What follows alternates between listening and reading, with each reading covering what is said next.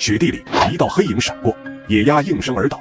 当我们把镜头放慢30倍，依然无法看清凶手的真面目。但是野鸭的头部却能看到一个致命的伤口。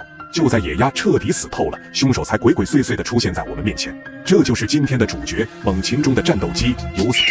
它们的飞行速度很快，特别是在俯冲时，就如一支离弦的箭，速度能达到380公里以上。因此，游隼也是地球上速度最快的动物。100米世界冠军博尔特在他面前就像蜗牛一样慢。而让游隼被世人所称赞的，就是他那套从天而降的如来神掌。当发现猎物后，他会悄悄地飞向高空，然后占领制高点。待他锁定目标后，便会将翅膀收拢在身体两侧，然后奋力向下俯冲。